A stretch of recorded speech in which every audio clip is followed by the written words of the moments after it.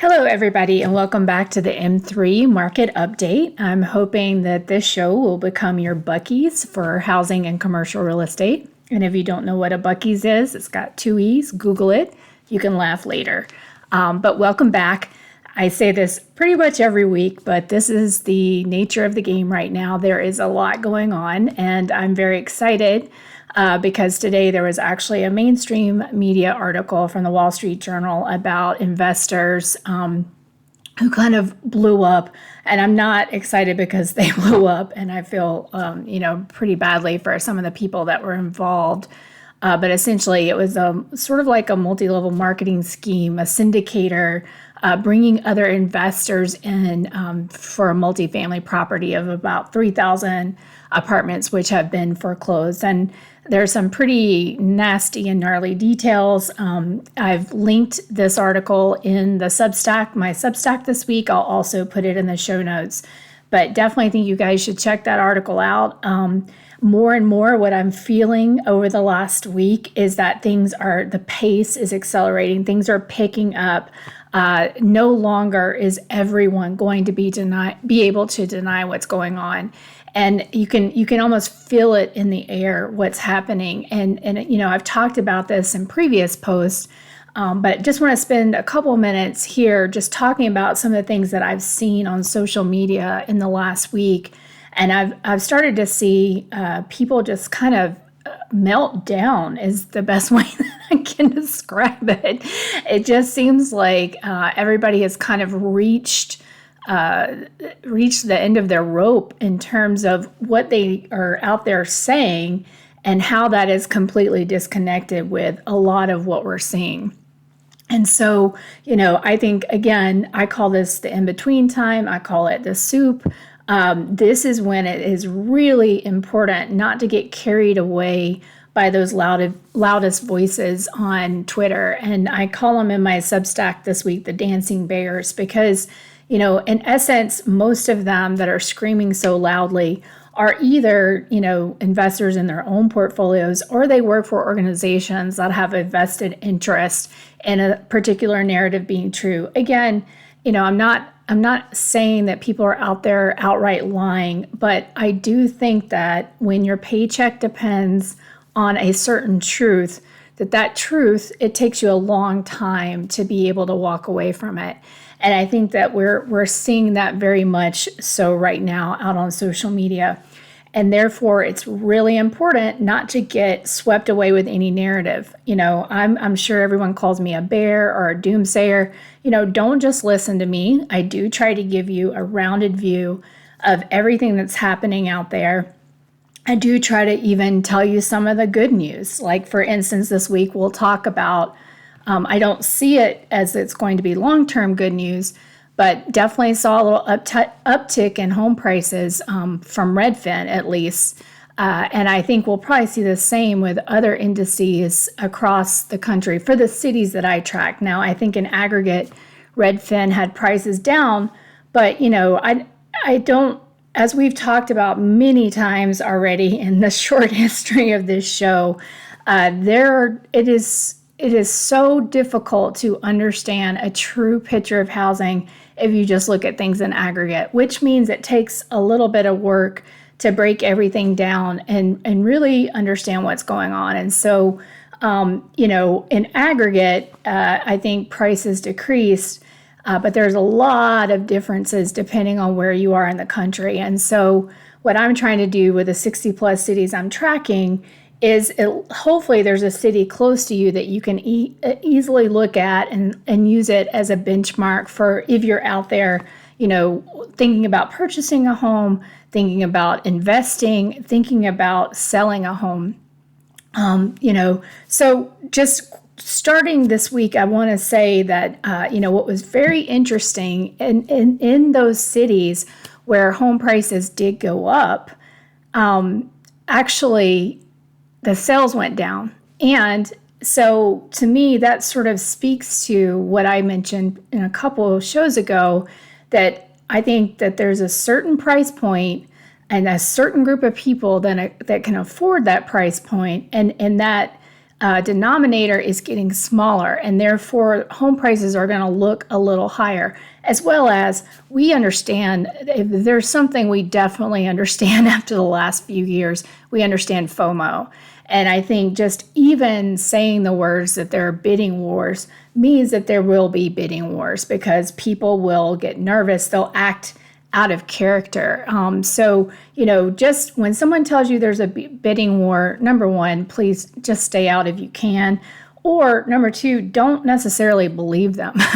They could be saying that because they want it to be true. And I think that's a lot of what we're seeing right now is people, the dancing bears out there, want certain things to be true, but that performance is causing them stress as the realities of the situation are very different. Now, I've talked about this before, about how the path is much more important than the prediction, and I completely believe that. And what I'm trying to offer here is a path, a map, an understanding of the housing market, because it is very complicated.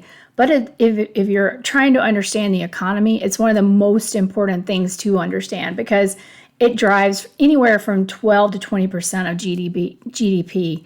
And so, just with Home Depot coming out there saying, sales were down, they're not encouraged by what they're seeing ahead.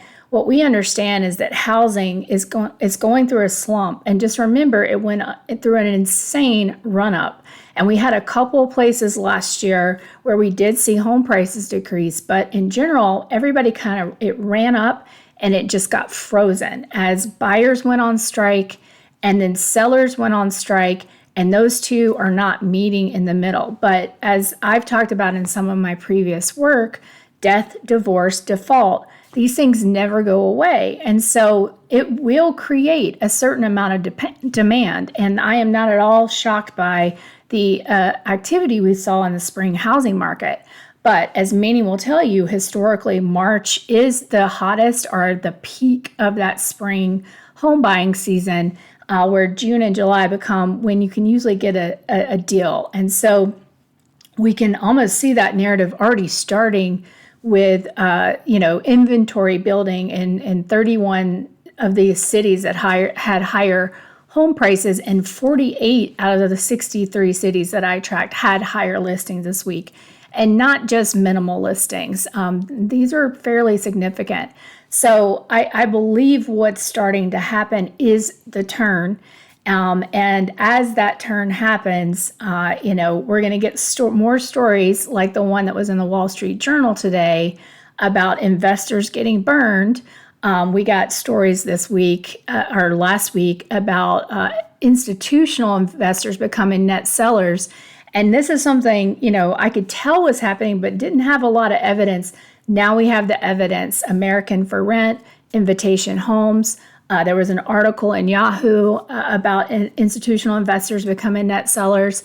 And so, they've exited the market. You still have some activity in the non-qualified mortgage or QM space for these investment loans. But I can tell things are, because of the lack of financing, the credit crunch, things are definitely slowing down. We also saw this week the NBA come out and say that, credit has not been this tight since 2012. And in my Substack this week, I talk about what was going on in 2012.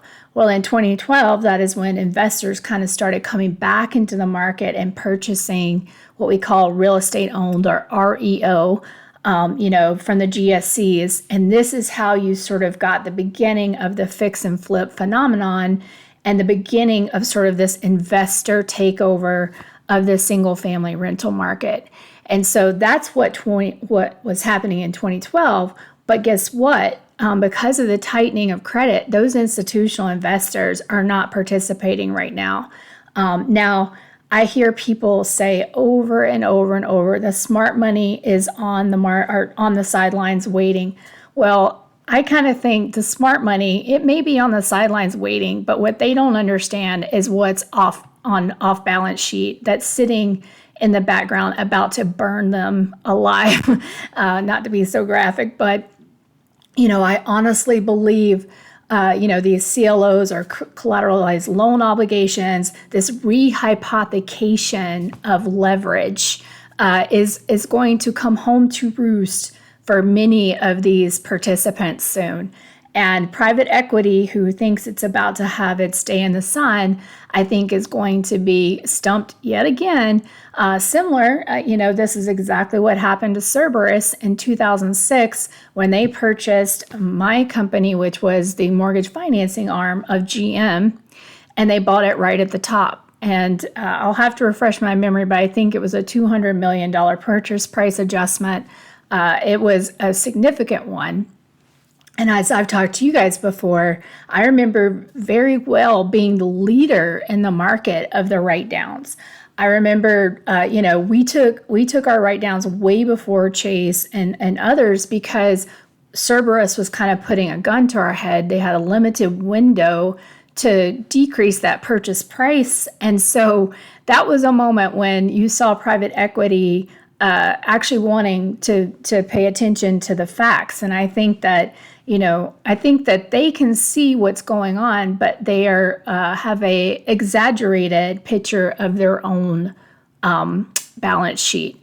And I've been hearing this a lot from the builders as well. Our balance sheets are looking great. Well, I've looked at those balance sheets, and and I put those balance sheets right next to what I saw on the road. And guys, it's not looking great. I've been to all these builder sites, and I've even said this in a Substack before. I can listen to these builders on the earnings calls, and just like everyone else, I can get half convinced because they say they've learned their lessons. They say they've taken XYZ actions, but then all I have to do is get in my car and drive a few miles down the road, and I will be unconvinced. And that is what I would highly encourage you guys to do as well. Just, you can reach me on Twitter, LinkedIn, comment section, wherever. I can give you some addresses to go check out close to you, because this is happening somewhere in your backyard, I promise. One other data point that came out today: new home sales up again. Now, last month I said, you guys wouldn't be surprised by this. I've been talking about the builders. I've been talking about all the incentives and the buy downs that they've been doing. But I do think that they're about to run out of runway. Now, will they be able to eke a couple of months out here? Maybe. There's a possibility. But I don't think that those sales are going to persist for much longer. And I honestly believe, and I've said this before, by Q3, we're going to have a much better idea. Late Q3, we'll have a much better idea about where we are in this housing cycle. But I would just say that, yes, there's a possibility that I'm wrong about the path that I see. But this next couple of months will tell us for sure. And so anytime someone tells you the housing market is about to turn around, look at lumber. That's very telling. And then look at rent prices. As we've been seeing, rent prices are coming down. Now, some people on Twitter will tell you only to look at a couple of different metrics. I argued there's no way to only look at those two metrics and understand what's going to happen in the housing market. And so this is where we want more data, not less. And this is also something I talk about in my Substack this week, as a couple of people on Twitter definitely arguing for less data. And I believe that's because they are performing their role. And they also know and can feel instinctually that things are changing. And so it's better for them to put their blinders on so that when things do change, they can act like they didn't know what was coming. And you know what, guys? I think there's a high likelihood with everything that's going on, be it the debt ceiling, be it our geopolitical tensions, that whatever happens the next couple of months, people will say, well, we didn't realize that was going to happen. But that's just going to sort of obfuscate the underlying themes that we're seeing in the banking system and in the shadow banking system. And so, just like when I read mainstream media today, often they'll say, oh, the stock market crashed because debt ceiling talks, blah, blah, blah. Well, if you're a student of macro, you know that most of the time those headlines are wrong. So again, this is when it's open our eyes and ears for multiple things that are happening, because keeping a tunnel vision is not going to be beneficial, especially for what's ahead.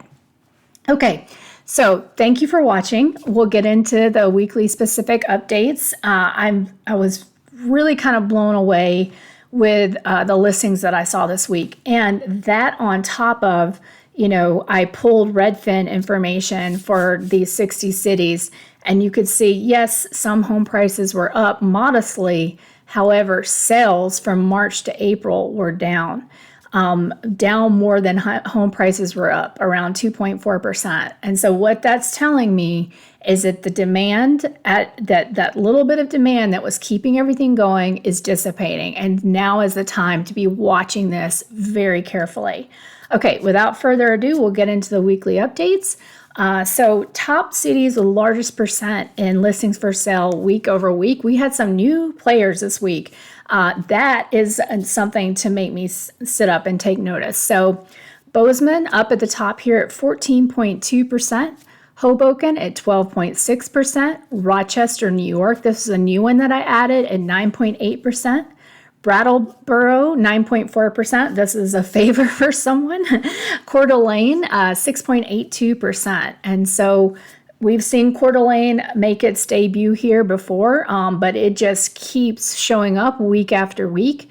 My buddy in Coeur d'Alene actually sent me a note right before this saying that there was a huge 20-story building in Coeur d'Alene where I guess they're like condos or something selling for $1 to $4 million. And it's only 40% sold at this point, and they don't think that it's going to get much higher here in the near future. And I've already talked about how in Coeur d'Alene people are expecting very slow summer season. So that's what these updates are for, is to start looking when things are starting to change, to be aware. And I have the full listing of all of the 63 cities. If you want to receive that document, leave a comment on my Substack, leave a comment on the YouTube, or contact me on LinkedIn, and I'll get you a copy of all the cities. Okay, so top cities with largest percent increase in inventory from the start. So we have a lot of people that show up here week after week. And so something I'll do is kind of track how they change in rank, and I'll start doing that next week.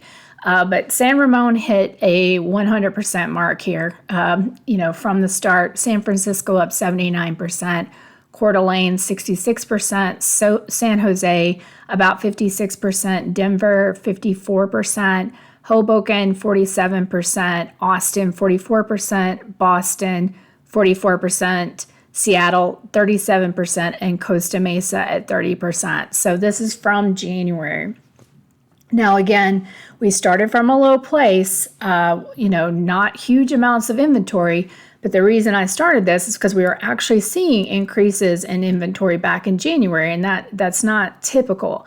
And so we're starting to see places where things are coming to what I would say critical mass. And I think we're all aware of the issues in California, but they are spreading across the country. We're starting to see them in what I would call kind of the actual West, or kind of, I don't know. When I think of the West, I know I should be thinking of California, but I think about Montana, Colorado, those other states as well, and not just the Southwest. So seeing Bozeman, Idaho, Utah, we're definitely starting to see increases in inventory there. And so I think that's where we're going to start to see home prices decrease. Now, I'm working on a forecast. I really hope to have that done by July. But I'm using a lot of data, and some of it is non-traditional data to create that forecast. I want to be able to test it, things like that. But it's coming. I'm working on it because I want you guys to be able to, plan over the next year. And of course, anything can happen, but I want to give everyone a path or direction that their local market is taking. Okay, for rent this week, didn't focus on rent this week because next week will be kind of when things get spicy in rent. But I did include a Redfin chart here that is very interesting, where it compares rent and versus mortgage cost. And And I can remember, being lectured to when I was younger about how renting was stupid. And actually, until very recently, for me personally, I've always moved so much. It didn't make sense for me to buy a house. Plus, I lived through, the GFC and saw what happened to so many homeowners. It's just not something I ever needed to do. But, and for someone like me, seeing that it's cheaper to rent right now feels a little better. But it's not a good thing. And I think, though, rents will start to come down. This is all linked, but also it all has its own life of its own. Just like I sort of posted this week, there's an inextricable link between commercial real estate and housing. You can't unlink those. That's the same with rent and home ownership costs. Because this all kind of goes together. And in many ways, one of the arguments I make is that the reason we don't have single family properties to rent or buy is because of these increases in Airbnbs and the concept of being able to do to get passive income from either listing your home for a short-term rental or long-term rental. But what we're starting to hear all over Reddit forums, all over social media, all over Facebook, is just with the increased costs due to property tax and insurance, unforeseen expenses. This is something people have taken on, something that they did not quite understand, and it's now an albatross around their neck. And unfortunately, unless they start to make quick decisions here, it's going to be an albatross for some time. Now, of course, they could walk away and then it becomes the county's albatross or, yours if it's your neighbor who decides to do that.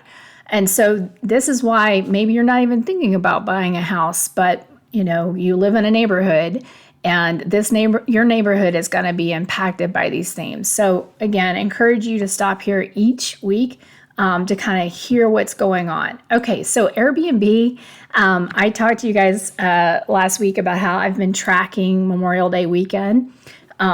Just wanted to see what this one weekend how it would behave, in the weeks preceding. And it was fascinating to me, again, to see price increases in some places and significant price increases. Now, what I think might be happening is that the lower priced units have already gone, and that it's only these higher price units listed. However, I don't know that for sure. Airbnb has very limited data on their website. I will be able to tell you that probably in June as the Inside Airbnb data comes out, and that's a great resource. It's free. They track several cities. I, include those updates in my Substack. Definitely check those out. But we don't know for sure what's happening. Now, of course, there were some that increased insignificantly, but it is interesting to me to see such huge increases when we've seen consumer sentiment kind of tank. So it'll be fascinating to see how this all sort of shakes out. Okay, so top cities with average price decreases for Memorial Day weekend. San Francisco, none of us are shocked, about 36%. Victor, West Virginia, about 19.43%. Cape May, negative, down 12%. Sacramento, down 9.8%. And Nashville, down 7.6%. Guys, when I start to see Nashville really turn, and I have been seeing listings build there, but when it starts to turn and stay there, I think that's going to be telling for this entire market, because they really, like Austin in many ways, led the FOMO, led the investment mania. It just boom, boom, boom towns. And so when we start to see those go, I think, I think that is going to be an indicator of where true sentiment on housing is. Now, Austin has gone, but you cannot talk about Austin to people. For whatever reason, there's a cult of personality for Austin, and everybody seems to be vested in it not being impacted by the already decrease in rents, the already decrease in home prices, the already stagnant inventory. However, it's happening. Okay, so top cities with Airbnb average price increases for Memorial Day weekend. So Rosemary Beach was up 69%, Ventura, California, 28%, New York at 28%, Cleveland at around 27%, Sedona around 21%. So these were increases for Memorial Day weekend. Some of these I kind of find humorous, but we shall see how this all sort of shakes out. Stay tuned. Also, I believe Inside Airbnb should have updated data in the next week or so, and that'll be very interesting. We'll be able to see whether listings in places like Austin that have, currently 14,000 plus listings, whether those have decreased or increased. So that'll be very telling. In my Substack this week, I also added a section for commercial real estate. There is a ton going on in that space. There's PacWest just announced some sales, of which it got about 92% for the assets. But I heard through the grapevine actually about 2 First Republic loans that went to sell, and one went at a 33% haircut and one at a 43% haircut. Now, again, that's anecdotal. You don't have to believe me. In fact, don't believe me. But I know we won't be getting press releases about this. That is, everybody wants to sort of hide true price discovery as long as possible, because the minute you have price discovery, it's going to trigger mark-to-market valuations. And, with these builders, that might not be necessarily so because of the way they do cost model. But what I'm seeing on the 10-year, that's an input into their models. And I believe that is going to cause them to have to do some mark-to-market on some of their book.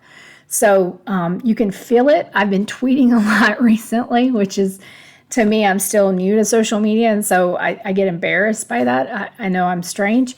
But, it seems like an article is coming out like every few minutes around these themes that I've been talking about for some time and been talking to you guys for about the last 4 weeks or so. So, this, you can feel it. It's heating up. This is the turn. Again, anything can happen. I'm very sort of concerned with what I'm seeing with the debt ceiling and these geopolitical tensions. This could either speed things up, slow things down. We don't know for sure, but the path is clear.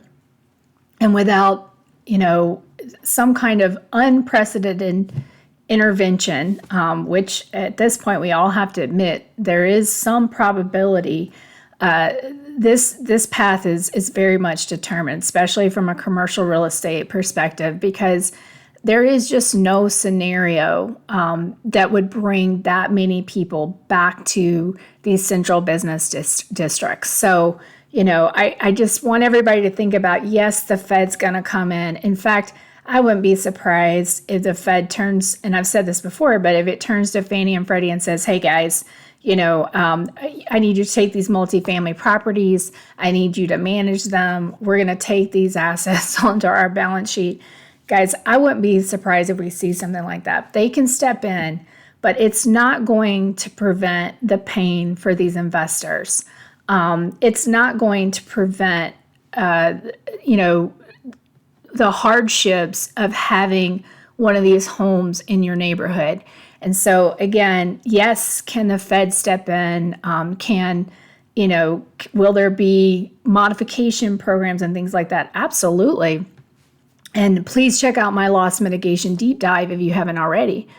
But with the way that our government is acting at the moment, I don't think that we can actually bank on fiscal stimulus or anything that the Treasury needs to be involved with. And, Treasury is who supported HAMP. They were very much in charge of those modification programs. So if, in the event we default, that you actually are going to have some impacts to the mortgage market. And so we will, I'll spend some time depending on where we get on that next week if needed.